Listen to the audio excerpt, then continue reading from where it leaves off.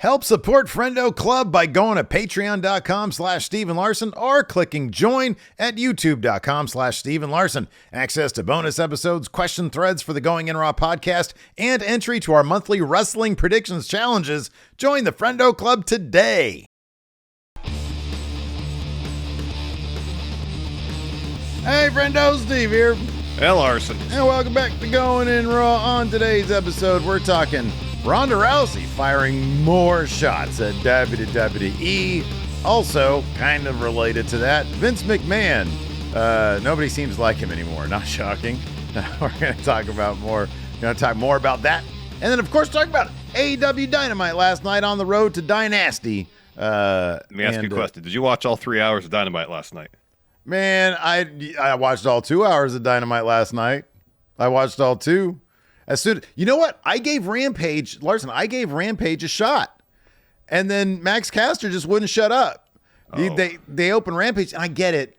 They needed to, clean up the mess that was made in the ring. I understand that. But man, that promo went absolutely nowhere. They were just talking and talking and talking and talking. And I was like, this feud sucked in the first place. I saw somebody tweet last night. Said something along the lines of, the Acclaimed are washed, and it's time to break them up. No, don't break them up. Just get them back on track.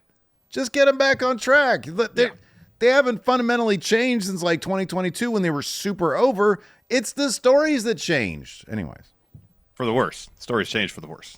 For the worst. I heard the main event of Rampage was really, really good. I want to check that out. I saw clips of it, and it looked pretty good. Let me double check here. The DocuSign that I signed for the Going In Raw contract. Yeah, no, it does not include Rampage. It's interesting because it did at one point. well, we had the amendment in there to add Collision, and that got rid of Rampage. It was an either-or proposition. You got that right. But anyways, I'll be honest with you. If Rampage had offered up something compelling, I would have stuck around beyond my obligated 2 hours. But man, that promo just absolutely, I was like, I don't have to watch this. Let me ask you this: if you didn't have to sit through Chris Jericho versus Hook, would you have had the energy to perhaps power through on Rampage, even past the Max Caster interview? I actually watched that match twice. I watched Jericho Hook again this morning to make sure that it's on my worst matches of the year list. Interesting. And it definitely is. But before we talk about Dynamite, Larson, more, we're going to talk about this. So following the release of excerpts from her latest book being released yesterday, Ronda Rousey. We did a video about those excerpts. It's up right now. We did it yesterday. Yeah. We did that video yesterday. Yeah. Yeah. Sorry, Steve. Ronda Rousey appeared on Never Before Told to talk more about her experiences in WWE. And not shocking, they're bad. And these transcripts come to you via Post Wrestling. Given what we heard yesterday, calling not sure where the evil slime ball Vince McMahon ends and the evil slime ball real McMahon begins, et cetera, et cetera. So this is what she said. These transcripts, like I said, come via Post Wrestling. In MMA, I originally just started them, meaning beefs, when they talk crap to each other in the ring and stuff and outside of the ring for publicity. But other bitches did not get the memo, so they became personal. And in WWE, it's all fake. I love them. Except for Bruce Pritchard and John Laurinaitis. They can go fuck themselves. That's real. Wow, dang. All right. She continues, the only thing that really held me back was the number of words I was allowed to have in this book.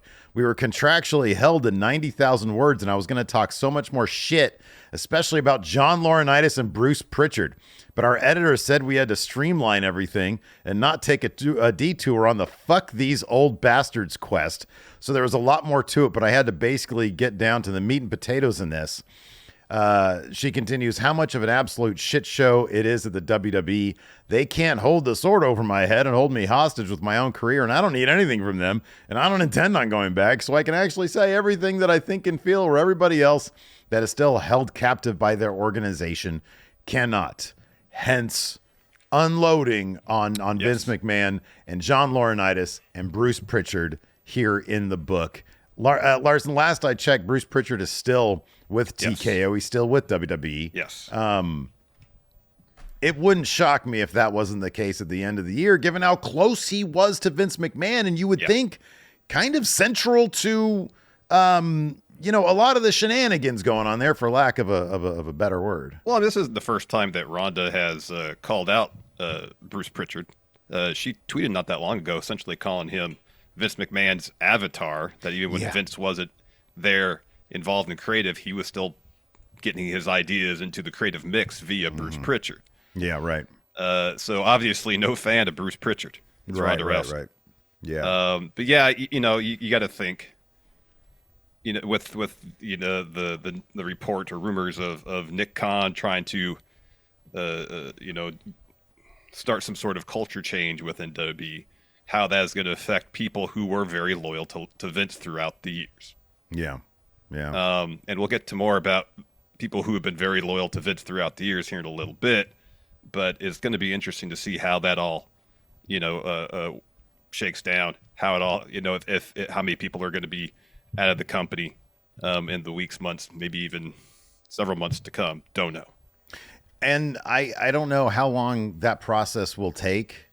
Something's got to happen at some point, though. Like, there's got to be people who are gone at some point. And, there's a reason why Bruce Pritchard's podcast is as successful as it is, because he's been Vince McMahon's right-hand guy, for a very long time. And there are obviously times when he wasn't better part around. of like 35 years. Yeah, right. Yeah. He was I know Pritchard was fired and went to TNA for a stretch, but for probably between 25 and 30 of those last 35 years, Pritchard's been right there. It's been like since the mid 80s, I think. And now we're in the mid 2020s. So it's like 40, coming up on 40 years now. Yeah. Yeah, dude, I'm actually really kind of surprised that he's still there. I have no idea, what's holding them back from letting him go, unless he's like completely have like an ironclad contract and an ironclad sort of like, hey, you can't get rid of me unless there's like some sort of definitive, proof or whatever. But yeah, I don't know.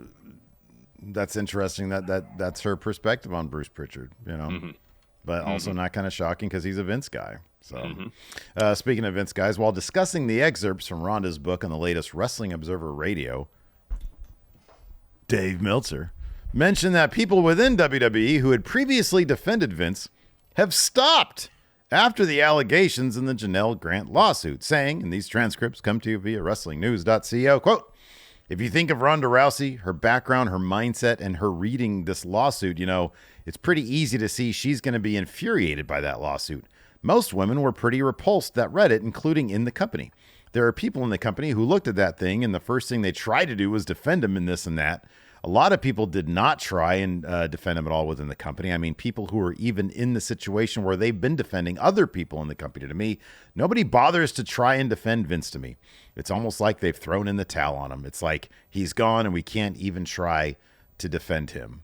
I know you and I had talked pretty extensively when the lawsuit dropped, the days, and weeks following that, about how, and I think a lot of people have this perspective, Vince is one of those guys who can be pretty savvy in terms of worming his way back into situations.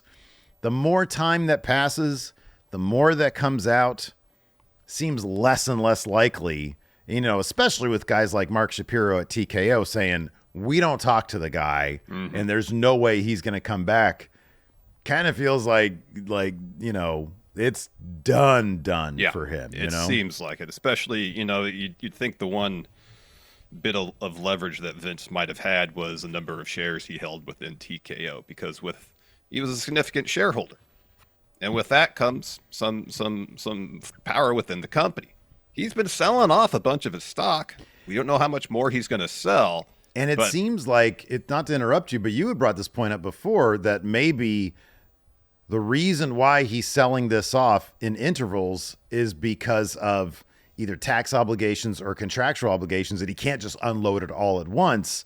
that he's doing it as quickly as possible, and this is as quickly as possible. Yeah. Wouldn't shock me to see him unload everything he's got. It's entirely possible. Entirely possible. Him selling the stock doesn't make it seem like he's setting up for another power play, at all, because that's the one bit of leverage he might have to get back in the company. But yeah, no, it by all accounts, by everybody who's within the official capacity at TKO who's talked about, you mentioned Mark Shapiro, he's gone, he's done. Yeah. They're moving on. They're moving past Vince. With that though, should take a real hard look at the corporate culture within WWE and make changes necessary to address that. And that's the next step after saying, Vince, you're out of here, you ain't coming back. And then if and when they do that and they address that matter, and then maybe they can find a path forward. But you can't. Getting Vince out is step one. And it's a necessary step. You absolutely have to get Vince out and keep him out. But you got to address the culture that could still persist, and probably in some degrees does persist in WWE. That was around when he was still there. You got to address that. Yeah, I am kind of surprised that it's been now, I don't know how long, but it's been this amount of time, because it was right before, it was the Rumble. It was right before the Rumble. Yeah. So it's been we're coming up on 2 months. Yeah. And there hasn't really been much chatter about, these people are on the chopping block. These people that came back in with Vince when he came back to the company, they're being jettisoned. Not a lot of talk about that. Maybe they're waiting until after WrestleMania. I don't know. WrestleMania is when the largest spotlight's on the company. Because who knows how messy it could be, huh? They probably want to keep the company, probably wants to keep the focus on the product, the wrestling. Yeah. And get through WrestleMania season, and after that, maybe they'll start addressing this stuff. I hope so. It needs to be addressed. It does. Absolutely needs to be addressed. I agree. Before we continue on with our Dynamite recap, want to ask you guys a quick favor. Hit that subscribe button, hit the notify bell, and hit that like button, that thumbs up. It really helps push Going in Raw into the magical YouTube algorithm. It says, people like this, maybe more people like it if we put it in front of them. How about that? And it pushes the show into the stratosphere, because at this point, Steve wants more than the Tribal Chief setup. He wants money is no object. He wants unlimited wealth. Right, exactly. So, one of the friendos brought this up yesterday in the YouTube questions, and I'm sorry, in the friendo questions that we were answering, and he proffered a question, and he opened it by saying, money's no option. Is that what it was? Money's no object, I think. Yeah, money's no object. And I'm like, wow, that sounds awesome. Yes, please. I got the gears going to Steve's head right there. Right. And so I thought of a really great way that, the friendos can help us get to money is no object, because at that point, sky's the limit. We could do it. We can accomplish anything. And that's via the Friendo Club setup. So here's the deal. For $5 a month, we're offering bonus episodes. Brand new Friendo cast just dropped last night. We talk about getting through pandemic, what it did to us, to our business, to our mindset, where we're at now and trying to cope with that. And it's all, we just talk about real life stuff, personal stuff. We're real human beings. And so we talk about the experience of being real human. And that's Friendo Cast. And that's every single week we drop that episode. We go usually over an hour on Friendo Cast. And it's a bonus episode that we do every single week.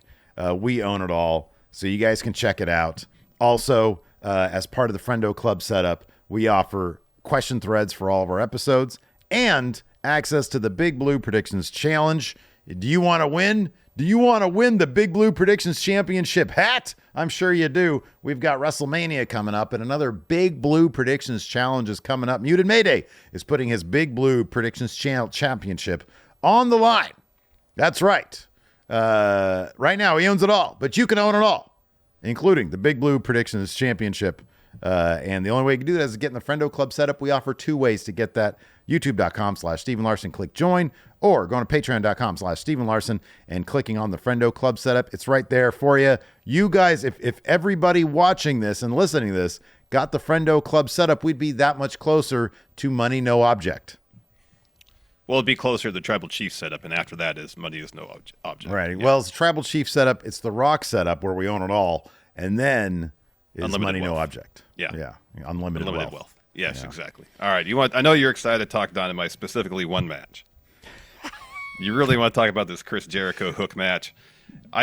My only regret about today, for whatever reason, I woke up feeling like I had slept very well. I don't know why. Wow. So I felt like I slept. So I'm like, I'm not sharp. I'm not sharp today. So I'm gonna put You that need to out get there. sharp tomorrow. Are we balling tomorrow?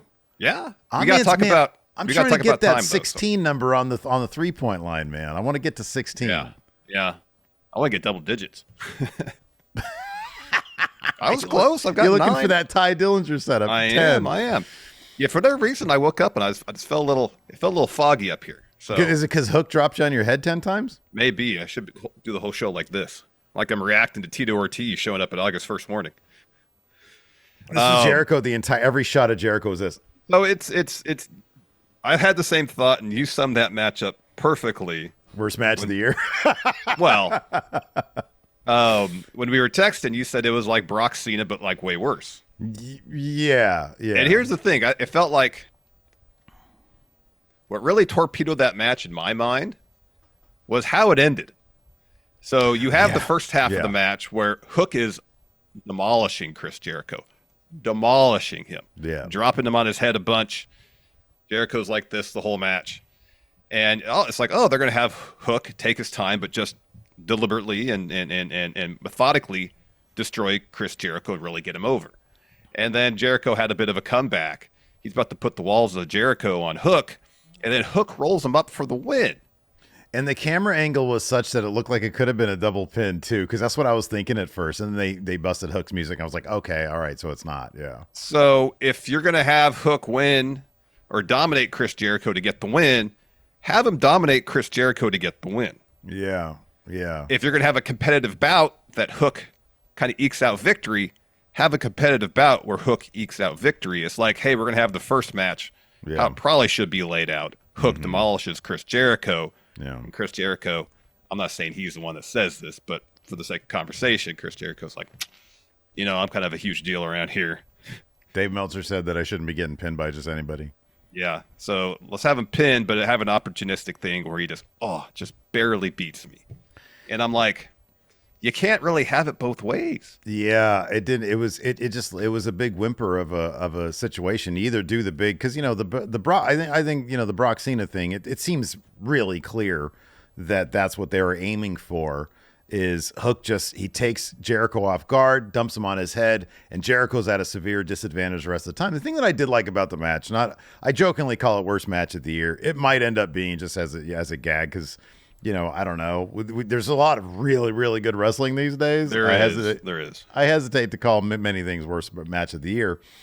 But, Jericho these days is he shouldn't be anywhere near a guy like Hook. I don't even know what Jericho should be doing, to be honest with you.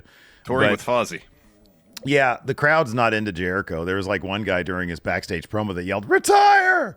Well, he doesn't even seem like he wants to be there. Dude, they don't even play. And I know he's like, let me ask you this. I don't know why he's Lionheart. I don't get it. So he's I do. You know why? Know why? Why? He's Lionheart in this match so that the next time he takes on Hook, I'm going to be Painmaker now. I'm right. I am right. I am so right about that. Hook, you fought Lionheart, but you don't know what it's like to be in the ring against Painmaker. It's the same. He wrestles the exact same. There's no difference. So there's no difference. A slight difference in packaging and different theme song. That's it. Dude, Jericho comes out looking like he does not want to be there. No. The crowd acts like that they don't want him to be there either. And yeah, they do this match. And here's the thing. There is a lot that I liked about Dynamite. This stood out to me. So we're going to talk about the bad right now, but there's a lot that I liked about Dynamite last night. I thought the main event was awesome. The finish was a little slow, but whatever. I was really hoping they'd revolutionize the I Quit match and have the finish be someone stomping on the other person's front area repeatedly until they say I quit. Well, it was you Spike on it, a bunch of times. That was awesome, yeah. Well, you Spike went to commercial or something. They came back, or faded out, and they came back up. Yeah, I guess that was the rampage. The rampage break. We'll talk about that in a second because that shit was weird. Yeah, weird. That's what it was. The hour break. So this is the Jericho match. It seems clear that Jericho's like, okay, we'll do the Cena Brock thing where, I get hit with one, I get dumped on my head. He sold being concussed really well, and I appreciated that about Jericho. Yeah. And it was just over and over again. And then when Jericho would come up with some offense, those chops were real. They were working pretty stiff when they were doing the striking forearms offense. and stuff. There's one forearm from Hook that was like, God, that's stiff. Yeah, I like that aspect of it. Yeah. And I know they were going for like a big, shocking moment. But I agree with you 1,000% that, it should have just ended with Hook either making him pass out for like the hero's loss. Ref stoppage. Or even better, ref stoppage. Like, oh God, no, he can't continue. This is bad. You throw up the X or whatever. You can't do this anymore. This is stoppage. And everybody's like shocked, like, oh my God, this guy just absolutely knighted. Then you get a little bit of sympathy on Jericho, but like Jericho looked surprised when he lost. He was like, oh my God, what? That was 3? Yeah. This roll up situation. And the camera angle was wonky too. Yeah. So yeah, I don't know. At this point, I just, I get the general idea that Jericho's a former world champion and Hook just beat him. It doesn't feel like it does much for Hook, though. You could probably name Ricky Starks, Action Andretti, especially. Name people who have beat Jericho in the end. Yeah, what do they really get out of it? There is a distinct pattern. Yeah. Action Andretti got nothing out of beating Chris Jericho. Nothing. You could argue that Orange Cassidy would be in the exact same situation as he's now without the whole if you Jericho never feuded feud with Chris Jericho. I know. Yeah. I know. Yeah. It's like if you want to set up Chris Jericho as a gatekeeper to the main event or the upper mid card, then you got to follow through on the push after they beat Chris Jericho. They can't just kind of languish in some sort of mid card purgatory because therein lies the momentum vampire situation. It's like every like and here's the thing, you're right, and because they haven't done that, now we're in a situation where like every big name who's had lots of success, they've got like a hydro filled with rub. Okay. And you only have so much of this precious rub, Larson. And once the rub is gone, rub don't work. It's not, there's no rub to give. He's got no more rub to give. So you're trying to give this rub to Hook. Guess what? His rub hydro's empty. Rub's run out. No more rub. No more rub. And it's not a matter of being, see, in my mind, it's not necessarily a matter of being, kind of picky with who Jericho loses to. I'm fine with him losing to Action Andretti so long as there's follow through of consequence. Right, yeah. And that's the issue. It's not him losing to people. It's him losing to people and it going nowhere. Yeah, that's exactly it. That's really the issue. So the win over Jericho ultimately kind of doesn't matter. Yeah, exactly. You get to hang your hat on the fact that you beat Chris Jericho, but the fact repeatedly now in AEW where nothing happens after it. Yeah.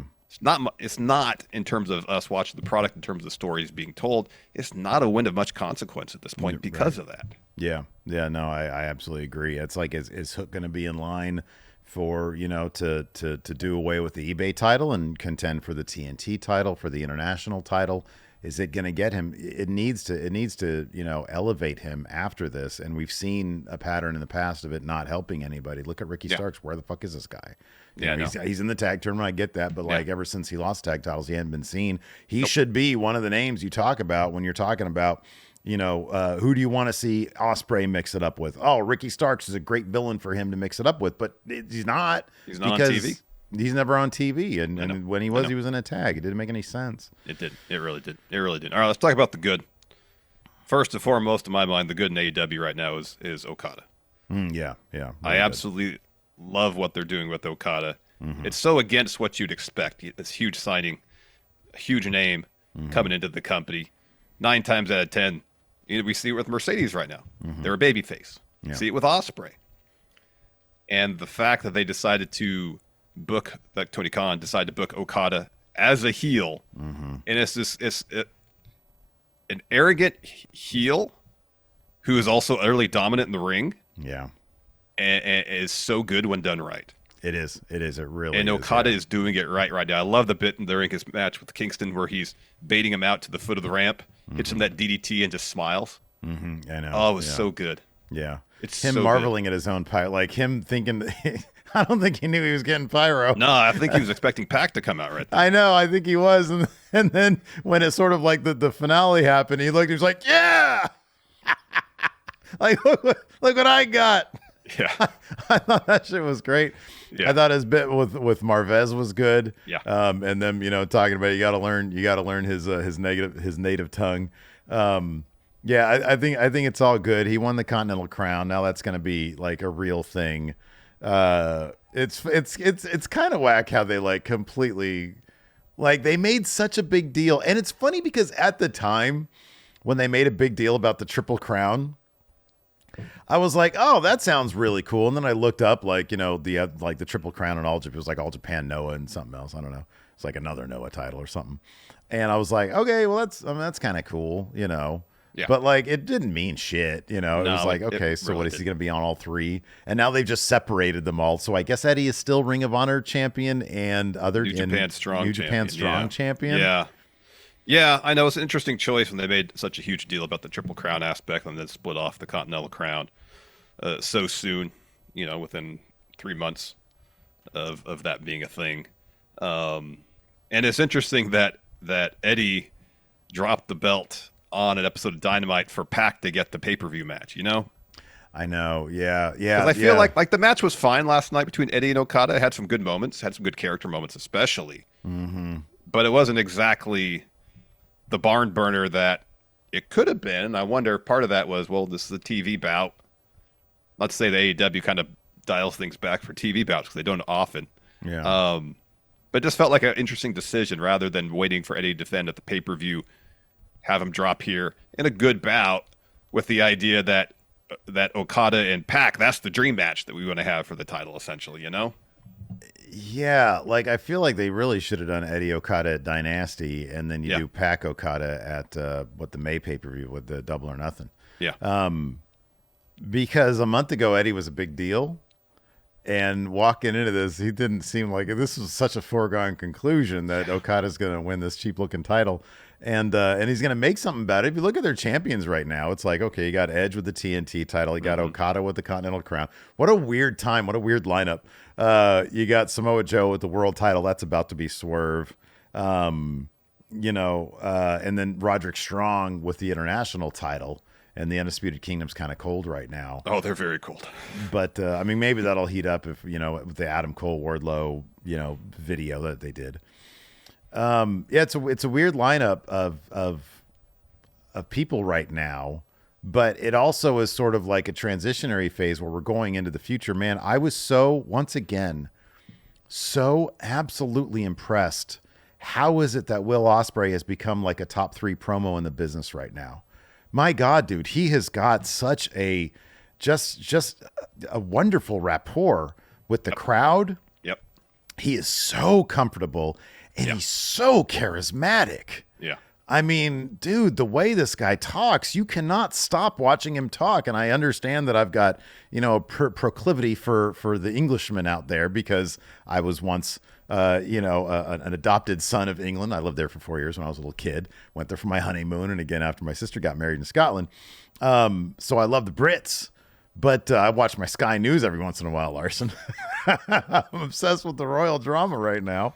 What do you think about that TMZ release a few days back? I didn't ask you about that. Oh man, it was they were doing the fakey fakes, and then it was revealed that it was a fakey fake, and then there's the thing about she might have actually been in a coma, like the Spanish reporting might have been real about that. There's some scary business going on there, scary stuff. But, I'm hoping that, when Easter comes around, she'll do the whole Jesus thing and make her return. I don't know. That's what the royal family said. Hey, at Easter, she'll come back. That's when she'll come back. We'll see if that happens. About a week. About a week away. Yep. But beginning back to Ospreay, I know right now they're just doing like promos with him and Danielson in advance of this match, which will probably be match of the year candidate. Oh yeah, absolutely. This is going to be phenomenal. He just has them in the palm of his hand. And when you see him, that dude is the future. It seems like to a degree, They are making that move. I'm curious to see where AEW is going to be even 3 months from now, 6 months from now, or come all in even. Yeah.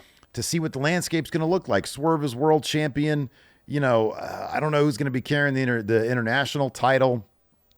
Edge at some point will drop that TNT title to somebody no doubt much younger than him. I wonder like what kind of real push they're going to make and realignment of like all their stars. Yeah. With what they think about Okada, with what they think about Will Ospreay. It's smart to go young now, I think, man. Oh, absolutely. Absolutely. It is. You know, we've talked extensively already today and during the past few weeks about Chris Jericho just not really feeling like he has a place right now in AEW. You know, so much of what they're doing seems to, both in the ring from a character standpoint, from storytelling standpoint, has passed him by at this point. It's like they brought in Bob Backlund in the Attitude Era. Yeah. You know? And he just doesn't seem like he wants to be there. What he's doing doesn't really fit into what everything else they're doing. Yeah. And you have people who are older and veterans who are still relevant and vital in the company. You got Danielson, you got Mox. But, you know, they're getting up there in years. Yeah. And you got a really deep young roster. Now's the time to build them up. Yeah. You know, Swerve, if he beats Joe at Dynasty. Yeah. That's huge. Who do you think? Let's do this really quick before we dive into like the meat and potatoes here. Sure. It's March 21st. Yeah. As of December 31st, looking at the landscape right now, who do you think will be each of the champions in AEW, and who do you think should be each of the champions by December 31st? Yeah.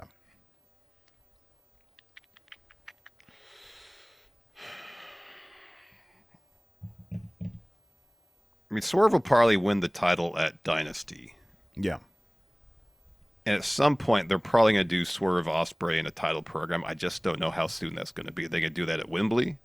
They need to wait on that because those are the two biggest baby faces right there. They do. You don't want to make crowds wait till the end of the year. They're going to wait till next year. I don't know. Yeah. But that's the trajectory Ospreay's on, is right to the top. Yeah. So I'll say Swerve is champion till the end of the year. The world title. I think it'd be interesting. I doubt they're going to do it. That if Okada just starts collecting all the mid-card belts, like he's Continental champ. Yeah. He beats Cope for the TNT title. Yeah, that'd be interesting. Yeah. Someone else beats Roddy for the international title. Whoever wins that, Okada beats them. So he's got the 3 mid-card titles. Yeah. Until Ospreay wins the world title. Then you do Okada Ospreay for a world title program. For all the titles? For all the titles. Oh, wow. Hogging up all the titles. I kind of feel like this Wardlow thing might be leading. Maybe that could lead to the international title. I mean, if Wardlow at some point along the way, if you have Wardlow as your international title, who's a really good young bad guy? I mean, there's guys that they should be pushing. Like, okay, Takeshita, right? Takeshita's a building block. Yeah, you have Takeshita take that TNT title off of Copeland, and he's going to lose to Ospreay next week. But whatever, you got to start building him up or something. Oh, agreed. Takeshita takes that title off of Cope. Ospreay should be world champion at some point.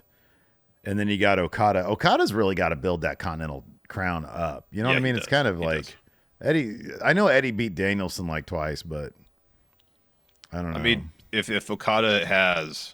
And I'm sure he will. Give him 20 minutes. The match will be great. A fantastic match against Pac.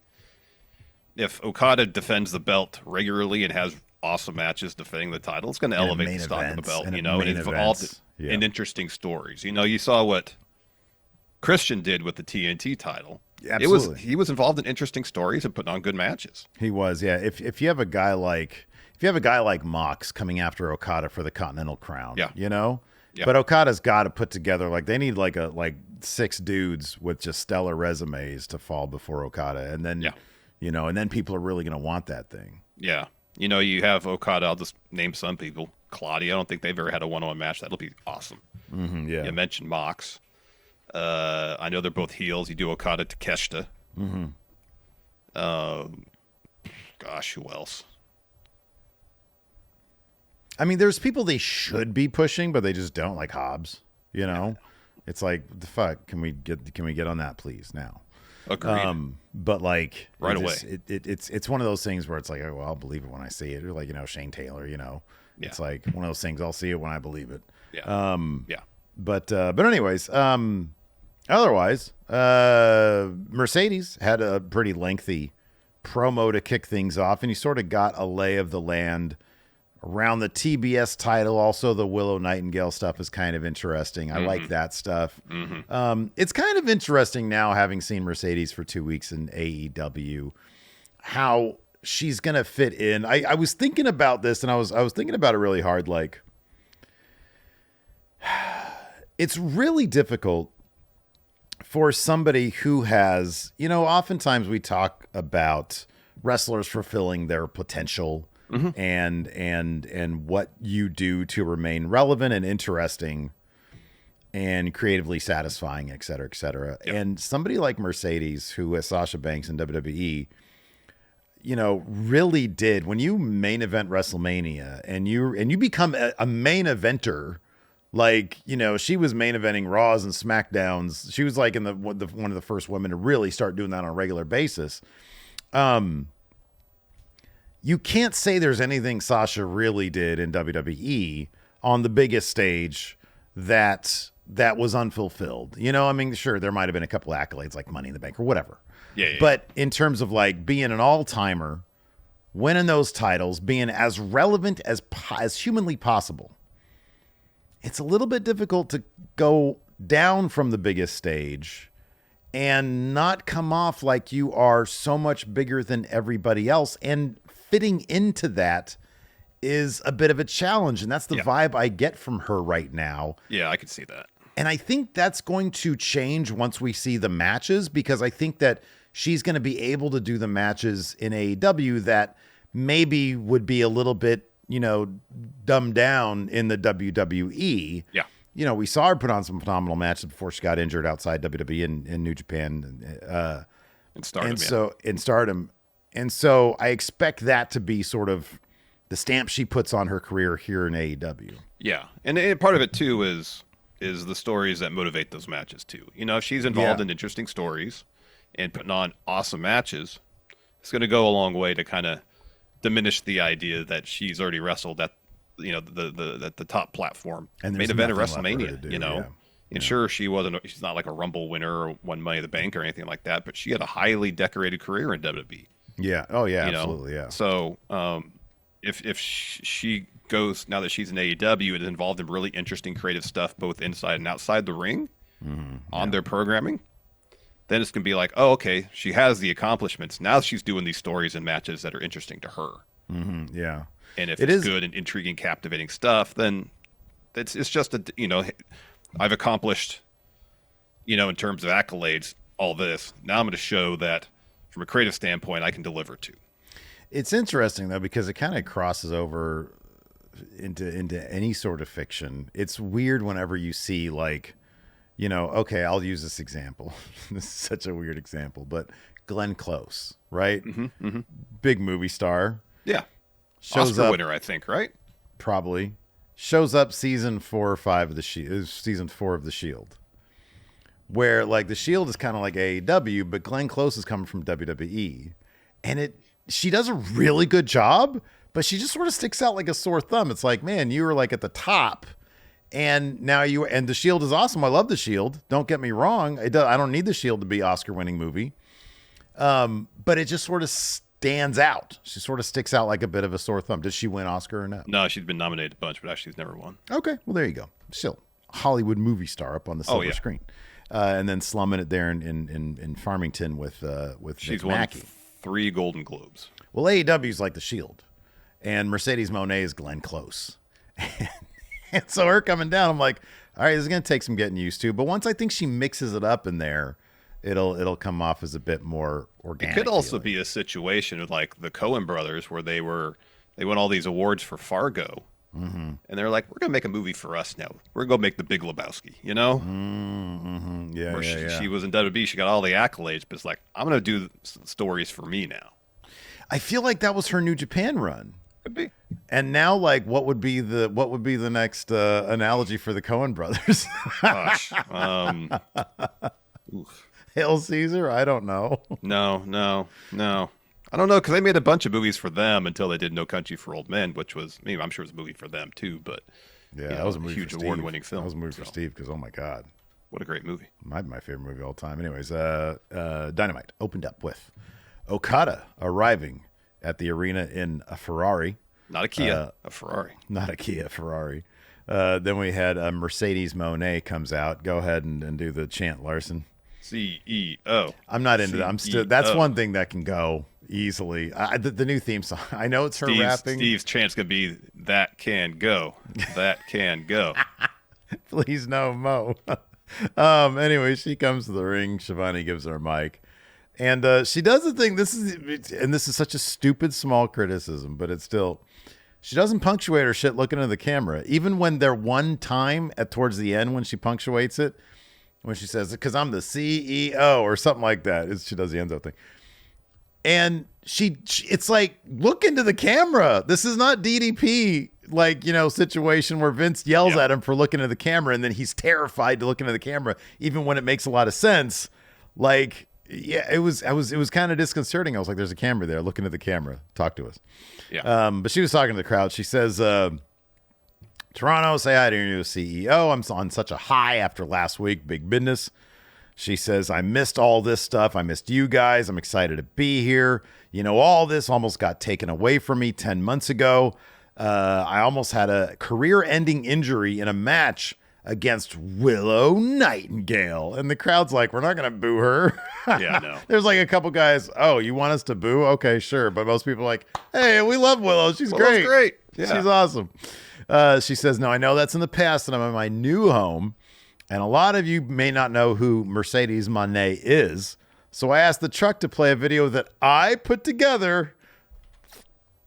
Get out of here. You did not put that together.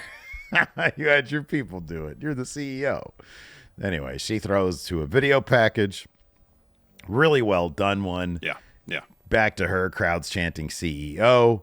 She was like, I was rocking and rolling all over the world and it got taken away from me. She says, I knew I needed to come back and I needed to be here. Minor setbacks make for major comebacks. And now here I am, your CEO. I'm not here to lead an evolution. I've done that. I'm here to lead a global revolution. I came here to face the very best woman in AEW and all over the globe. Now about last week when Julia Hart and Sky Blue attacked Willow, they must not have heard that I have unfinished business with Willow. And anybody who messes with my business will go bankrupt because there's a price to pay when you mess with Mercedes Moné. That's the line that she said that I was like, oh, looking at the camera. Yeah. But she didn't. Anyways, Julia Hart shows up. She's standing at the foot of the ramp. Sky Blue tries to attack Mercedes. She fends her off. Julia tries to kick Moné, but she catches it, looks for her finisher, but Sky pulls her to safety. Julia and Sky pull the chairs out from under the ring. They're about to enter, and Willow and Statlander run to the ring to make the save. And then, the lights go down. They come back up. Julia and Sky are gone, but Willow has got her chair, and she's, itching to blast Mercedes in the back. And Mercedes turns around, and Willow's like, I'm not doing anything. Mercedes like, what's this? What are you going to do? Willow should have been like, I heard you talk about me earlier. Yeah. I'm going to blast you. Oh, quite obviously. When you weren't looking, I was going to blast you with the chair. Yeah. She's like, which ankle of yours is hurt? Let me take another crack at it. Not my CEO. So let's go back in time, earlier in the day. Alex Marvez interviewing the Elite.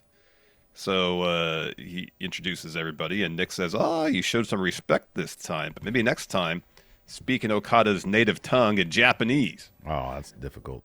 And Matt's like, hey, he's talking about, I think, a course he's been taking to learn Japanese. Duolingo, I think it's called. Yeah, that's what it was. And so he talks to Okada in Japanese. Okada responds, and Matt says, look at Okada. He's so handsome, oozes charisma. If there's anybody who rises to the occasion, it's Okada. And Nick says, this match is being fought under Continental rules, so we can't be ringside, which is a new thing to me. And Matt says, but we will be behind the curtain, and we'll be your personal producers for your match. So how you feeling tonight? Okada responds in Japanese. And then he looks at the camera and says, Eddie, I'm coming for your title. And then so he leaves. So Matt says to Marvez, I don't know if you got that first part. Maybe if you study up, you will next week, dumbass. Yeah, rude. I didn't mind. I actually didn't mind Matt in this case. I thought he was. You're gonna in about 3 weeks' time. You're gonna be super into it. Now I just don't want to be into it because you said that. But you will be. Oh, you will be. Nicholas is still better. Yeah. So I guess they're bringing over the Continental rules from the Continental Classic for the Continental Crown, which is smart. Nobody at ringside, which works perfect for Okada because, like you said, the guy who can get you in the ring without cheating or anything like that. That's how you do it. Although he did grab the ref and gouge Eddie in the eyes at one point, so he's bending the rules a little bit, but that's fine. No, that's fine. Doesn't need outside interference to win. So we got Okada versus Eddie next, and I like this bit. Renee's at the foot of the ramp, doing like essentially like a sideline report. Yeah. If you watch football, saying, "Oh, I talked to Eddie earlier today. He's out to dispel the myth of Okada during this match." If you want a sports-like presentation, you got it. Boom. Hello, dog. Oh, May's there. Hello, May. And so match starts. During the match, camera cuts backstage after Okada hits that DDT on Eddie on the floor. And the Young Bucks are sitting there next to Tony Khan producing the match. Yeah, that was pretty funny. It was pretty funny. As mentioned, one point, Eddie's looking for a half-and-half suplex. Okada grabs the ref. And while all that's going on, he manages to gouge Eddie in the eyes. Eddie responds with an enziguri, looking for the back fist. Okada ducks that, hits the spinning power slam, and then follows with a single Rainmaker. Just one. To get the win. That's all you need for Eddie. I guess so. Eddie, he's not the smoothest with the Rainmaker. Like, I just kind of feel like maybe the chemistry between these two guys, not the best. Not the best. Could be. Eddie's so goofy in the Rainmaker. He does, and he starts like talking. He's like, "Oh no," and then he does the dance because he got to do the little dance with the Rainmaker. On the ripcord aspect of it, yeah. So then a bunch of pyro goes off for Okada. At first, he seems like he's not expecting it, then celebrates, and then Pac walks out to the ramp, and he and Okada from ramp to ring have a bit of a stare down. So that's gonna be the dynasty match. That is gonna be a match. You got that right, buddy. God, that's gonna be good. After that, we had a Swerve Strickland interview. Where he says, 2 weeks ago, Joe attempted to embarrass me. He tried to humiliate me in front of the world by choking me out. Unfortunately for him, I have a history of choking people out myself, and that's why he's running and ducking from me. He says, tonight, we're in your hometown, right, Renee? She's like, uh-huh. She says, well, I've been inspired by Mike Tyson sparring and getting ready for his upcoming fight, so I want to fight too. I want to spar with somebody. So, open challenge. Tonight, Toronto, whose house is it? Swerve's house. That's right. Swerve's house. So then we have a Willow, a Statlander, a Stokely interview. So Renee is talking about their street fight, which is main eventing Rampage. And Willow says, Renee, you know me, I'm all smiles. But after tonight, I will have been in more street fights than any other woman on the AEW roster. And with Chris Statlander by my side and a weapon in my hand, I'm a completely different Willow. And Statlander says, Julia Sky, I meant what I said last week. Tonight, this is going to end. So Mercedes walks in. Statlander steps up to her and says, I've been meaning to say this. Thank you for having Willow's back last week. And Monet says, of course, that's what a CEO does. A CEO stands up for what she believes in. I'm so excited to watch your street fight tonight because you know what they say, payback's a bitch. And thanks for having my back out there, Chris. So Stat leaves, and the Willow steps up to Mercedes. She goes, Mercedes. And Mercedes just puts her hand out. No, stop. Says, you've done enough. And so Stokely then tries to introduce himself to Mercedes. She walks out. Yeah. Yeah, a decent segment here. Yeah. After that, we had Hook versus Chris Jericho. We talked enough about this match. We can't. The first half of Chris Jericho getting dumped right on his head. All sorts of different suplexes. It was so slow. Everything felt like slow motion in this match. I know. Ultimately, we mentioned earlier, Hook gets the win after countering the walls of Jericho with the roll-up. Yeah. Then we had an Adam Cole promo.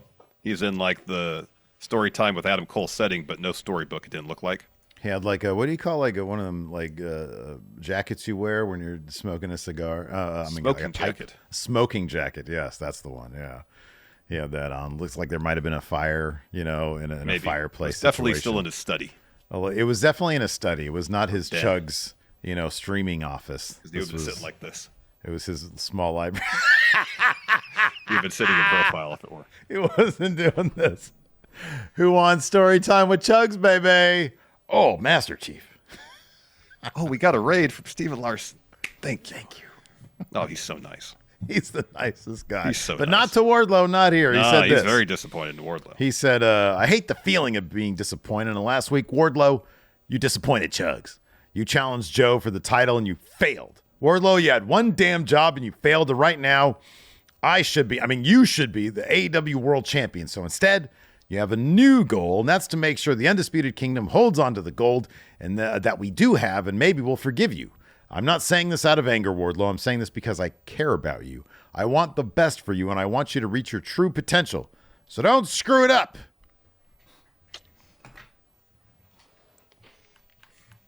Oh, Chug's got a raid from Wardlow. Wardlow, thank you so much for the raid. Then we got a Chris Jericho interview, so he's holding his head still because he got dumped on it a bunch. Retire! He says, last week I said I wanted to face Hook one-on-one for a reason. Let me say he lived up to it. You hurt my neck. You almost hurt my pride. I respect you now. You're a future world champ. You're a bad, bad man. And next week on Dynamite, I got a proposition for you. I'm like, no! Hook Run away! Hook, run away! Hook should say, I have a counter proposition for you. Leave me alone. No. Oh, here we go. So then we had a Will Ospreay interview. Yeah, in the middle of the ring, he says, I'll clear the air right now. Last time I was here, I was a bit of a naughty boy. I get it. I've changed. I'm here for the betterment of AEW, so I'd like to stand here to you, Canada, and say I apologize. I'm here to give you elite levels of pro wrestling, but in return, Canada, I need some of that maple syrup. I was like, oh, give them all the maple syrup. It's great. He says, I said all I wanted to say about Bryan Danielson until I saw Collision and I watched Danielson versus Katsuyori Shibata. And my God, what a match. I hoped all the lads studied that because that is pro wrestling. But what I wanted to say was what Bryan said afterwards. Bryan, in one breath, you said you were grateful to be stepping in the ring with me. But in the other breath, he said I couldn't walk in his shoes. Oh, maybe he's right. Because when I went to Japan, the place where you wanted to be a big star, there they were, Bryan Danielson's shoes. I couldn't believe it. I said there's no way I could fit in Bryan Danielson's shoes. Do you want to know why, Tony? His shoes were too small for me, bruv. Cheeky. Oh, look at me. She's like, I love your Ospreay impression. Look at that little. Ospreay, Ospreay. That's a cool chant. Like that music goes perfect with it. Yeah. Anyways, I'll stop with the impression. He said, Bryan, what you did in Japan was great, but what I did in Japan was elevate pro wrestling. Best of the Super Juniors twice, the junior title 3 times, open championships, and more importantly, the World Heavyweight Championship. But apparently, I can't walk in your shoes. He says, you want me to prove it? All right, Katsuyori Shibata, long time no see. 7 years ago, I wrestled him, and I got no problem saying it. He beat the piss out of me.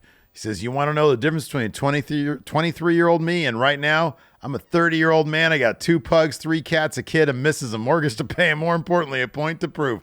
Larson, that shit was so fucking smooth.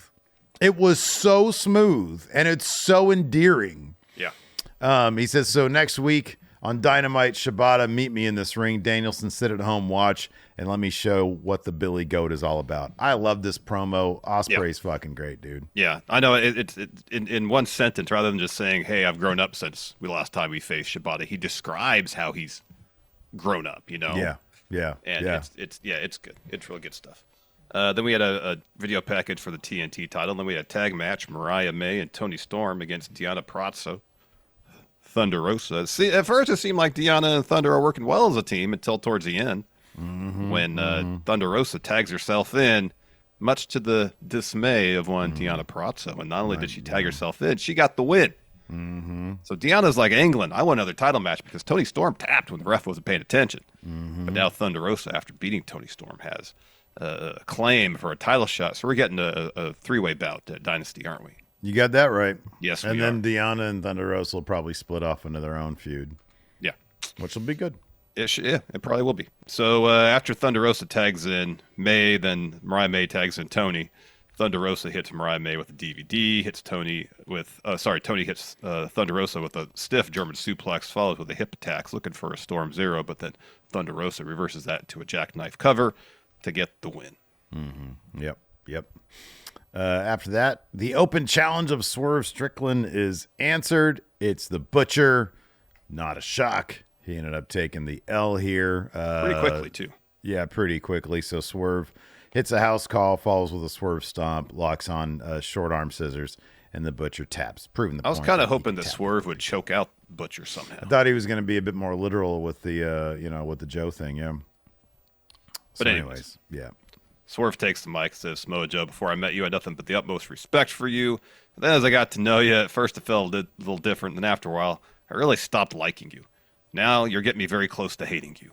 As I stand here with this chain in my possession every day, I think about wrapping it around your neck and hanging it on the post and squeezing and pulling till you don't move no more. But your big-ass neck, but with your big-ass neck, I don't got enough chain for all that. Understand something. Every week, you're going to keep sending security. I'm going to take them out one by one, week after week, until you give me exactly what I want. So this brings out Samoa Joe. And he says, well, what do you do with someone like Swerve? Now, logic should dictate. I'm sure you like that line, Steve. Oh, yeah. That I should ignore you completely because, contrary to your belief, I beat you at Revolution, and you've been shoved back down the championship ladder. Do you know what your major problem is, Swerve? Is that you still believe the impossible is possible. You still believe that if you stand toe-to-toe with me, that you can box with the god. The problem with that belief is that it becomes infectious, and all these people, no matter how sad or mundane their lives are, they start believing they can be great too, that they can maybe be a champion. That's all fine and dandy till someone like me shows up, smashes you in the face, and takes everything you have. It was with that realization, Swerve, that I knew exactly what to do with someone like you is to give you exactly what you want. So he drops the mic, he's about to walk to the ring. He's interrupted by Don Callis. Yeah, so Don Callis starts talking. He's like, I guess when you're in Swerve's house, you could just book yourself into a world title match. He says, it strikes me that you and the Alpha, Kanausuke Takeshita, have the same amount of wins. The difference is that Takeshita is undefeated outside the Don Callis family. So Swerve, maybe Takeshita needs to show you what it feels like to lose to the family. And if you're feeling good about that, I'm happy to teach you a lesson that I've taught many, many people. This company is not Swerve's house. It's Don Callis family's house. And then Swerve says, if I had more time, wasn't distracted by what I got going on, I'd burn the Callis family tree down to a crisp. But you know what? I'll accept. I'll take on Takeshita, and when I'm done with him, I'm coming for you, Joe. So next week on Dynamite, it was announced we're getting Swerve versus Takeshita. Should be a banger match. That should be awesome. Swerve's going to win that one, but at some point, they got to start giving Takeshita, bigger wins. I know. If he's going to be a major player. I know he's been winning a lot on Rampage. But yeah, they got to start having him beat. Contractually speaking, according to my DocuSign document, right here, PDF, I own it all. Don't have to watch Rampage. But you could volunteer too. Hey, you started watching it last night. I got no time. Hey, I gave it a shot. Gave it a shot. Did you wait? How much did you watch of it? Of Rampage? Yeah. 0. Oh, okay. All right. I was going to try to watch some of it this morning, especially the main event. I just didn't have time to. I was doing other stuff. I was going to ask, the thought, I guess, counts. Because we're going to see what people in general, out there that might have watched all of it, what did you guys think of the possibility of a 3-hour Dynamite? I know that it's apples and oranges because the main event, Cope versus Christian, was it would have been at the end of the second hour, but yeah. But still, you get a 3-hour block of AEW. Yeah. I can already tell you it's too much. We got our main event next. Adam Copeland. I agree 1,000%. Especially when you have Max Caster out there just talk. Cope versus Christian Cage. I Quit match went all over the place. They got a literal hockey fight in the penalty box. That was cool. And they put on some hockey jerseys. There's some fun stuff. I like the finish was all dick focused. Yeah, the finish, a lot of it was. Jaime. The patriarchy, of course, comes out, tries to interfere, but then Daddy Magic, Daniel Garcia, even the odds, and they come prepared with handcuffs. So they handcuff Nick Wayne in one corner, Kill Switch in another, and then ultimately Christian in a third, and then don't lick that, please. Then Cope starts kicking Christian in the front area repeatedly. And the rest there is like, do you quit? And if it was me, I'd be like, yes, absolutely. Yeah, Five grunt kicks ago, yes, I quit. Yeah. But Christian's selling it great too on the mic. He goes, no. I loved when Cope had him in the crossface and they're asking him, do you quit? He just like, yeah, it was good. he was really over the top. He was pretty hilarious. So then Cope gets spiked from under the ring, hits Christian in the front area with it. Christian still doesn't quit, and so he rears back like he's going to blast him over the head with it. And that's when Christian's like, nope, I quit. No more. Done. Yeah, that was good. It was good. It was a bit like all the thing about the handcuffs that just, it seems like a cool idea, but they're always so fumbly bumbly. I know. Like trying to do that with precision is a little bit on the difficult side. So you're just sitting there all day like, okay, let's get this thing to go on. And yeah, I know. But yeah, and there was the weird hour break where like they faded down and they faded back up. It's like, dude, just do it WWE. Just put the little bug right there, you know? Just put the little bug. It's like, oh, it's Rampage now. Maybe it's something with TNT TBS that they have to do for some reason. I don't know. That could be. I was thinking the same thing. I'm like, oh, this is a necessity, but I'm like, God damn, like right before the finish, that just sort of was weird. It was, but in my mind, it was like, oh, did something like really insane happen there they couldn't show on TV? Yeah. I was paying attention to the time. I'm like, oh, is this going to bleed over into Rampage? That's kind of cool. And it did, but there was that break right there. But whatever. The AEW, they always have like weird TV shit going on, you know? I mean, they've only been doing it for 5 years. You want to answer some questions, Steve? Yes. DLC85 says, do you think in an alternate universe where Okada beats Gunther for the IC title within the first month of his WWE debut, it would be widely accepted? I think so. Where Okada beats Gunther? Yeah, for the IC title. Okada, like Gunther, S-tier wrestler.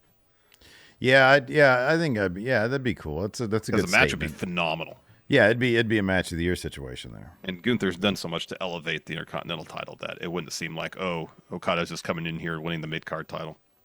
Yeah, right, yeah. Yeah. Let's see here. Hard Times says, maybe controversial, but did Okada, Mystique, or Aura dwindle away by having a controversial match with Eddie? I did not watch New Japan, just heard of the amazing wrestler Okada is. What was controversial about it? I maybe he's saying controversial in that like it wasn't like a 5-star banger match, you know, it wasn't like Ospreay. Who did Ospreay came in and had like a killer match with some? Oh, Kyle Fletcher, you know. Well, it wasn't that, exactly Takeshita. that. Yeah. Oh, and then Takeshita, you know. Yeah. You know, like what they're doing right now with Okada is so much more focused on building and establishing his character as opposed to reminding everybody that he's, S-tier wrestler. I think it's just a different approach. So much of what Ospreay's character is about is being the best wrestler in the world. That's not necessarily Okada's character right now. Listen, by the day after Dynasty, anybody who thinks this is Okada is going to understand what Okada is. Because Okada Pack, if that's not like a fucking banger-ass match, I'd be shocked. I'd be really shocked. If they put on like a mid-match, they give him 8 minutes. Tony Khan's like, look, go give 8 minutes. Don't bring it all. We're saving it. Yeah. Lord Ziffer says, what are each of your feasible dream matches? Lord Ziffer says, Ospreay versus Prince Devitt. It's a dream match that you'd like to see. I mean, you just mentioned, honestly, you mentioned it, Gunther versus Okada. I'm going to say that myself. Yeah.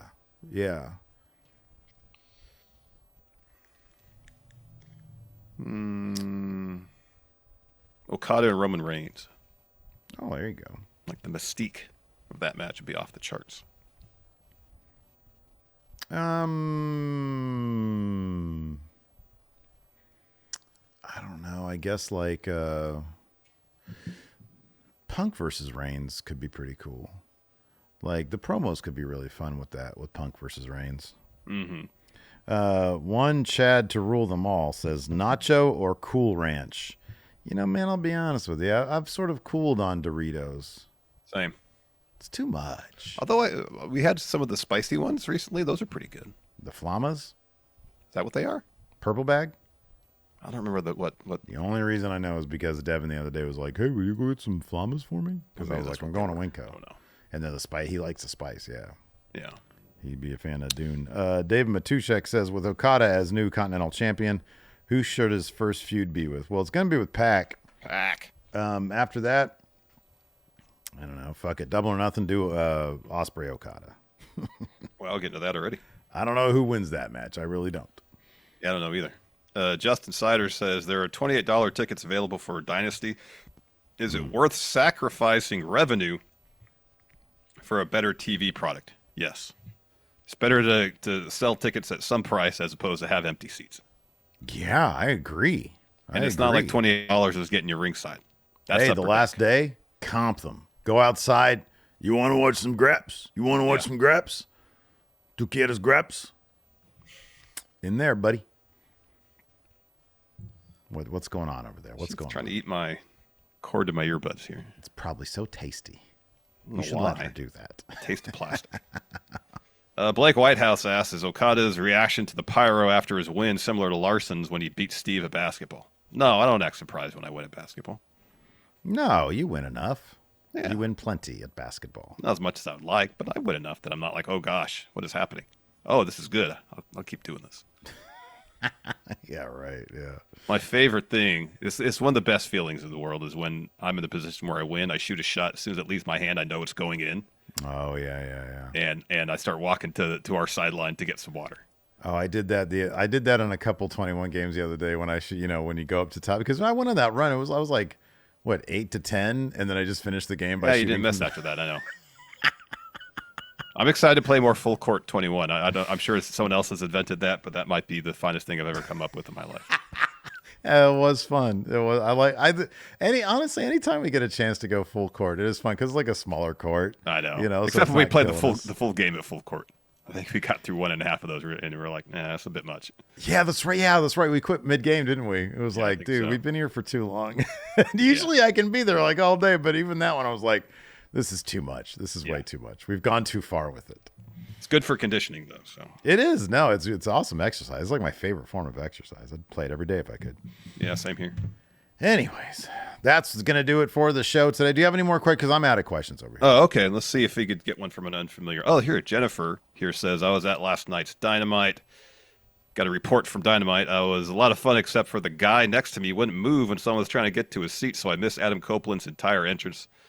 As a longtime fan of his, I was quite mad. I'm curious what you guys would do in a situation like that. I'm not the type of person to speak up and cause conflict, but last night I wanted to throat punch that guy.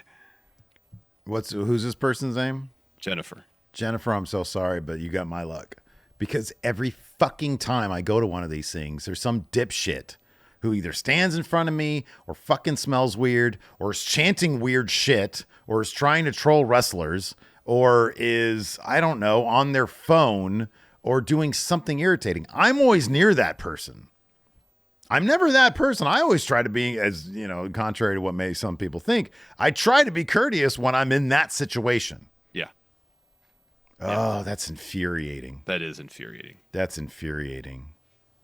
I swear to God, these people have no social skills whatsoever. Someone try to get to their seat. Just get up for a second.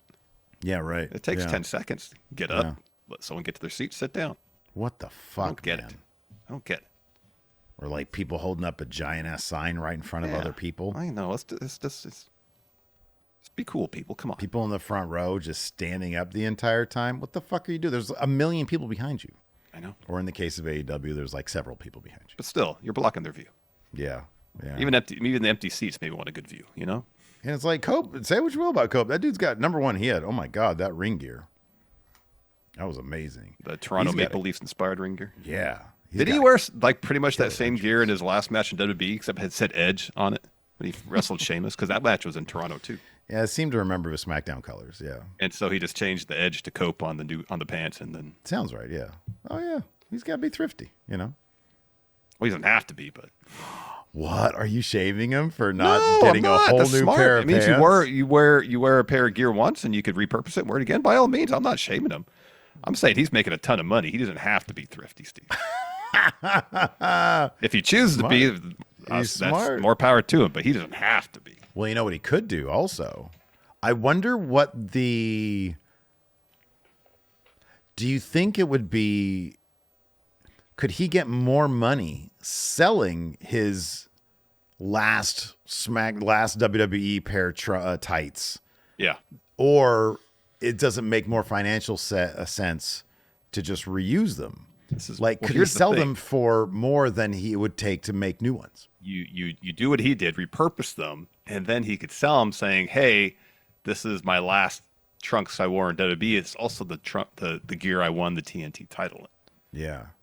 There's 2 events. I crop dusted catering in them, so it's got my fart whiff in it. 3 events. Yeah. Monumental, milestone events in the career of Edge / Adam Copeland. Right. Yeah. Like, really? You crop dusted catering? Yeah, Eddie Kingston was not happy. He was like, who did that, Duca? Who did that? Yeah. Feels like somebody shit their pants here. Smells like somebody shitted their pants. Yeah, Eddie, it was rolling off a turd. Yeah. Ah, Cope, you're killing me. Cope. All right, they're wrapping us up, man. We got to get out of here. Hilton's wrapping us up. He's like, dude, you guys got it done. You're done. You got to wrap it up. Anyways, yeah, that's going to do it for the show. We're wrapping up. See you guys around. Goodbye.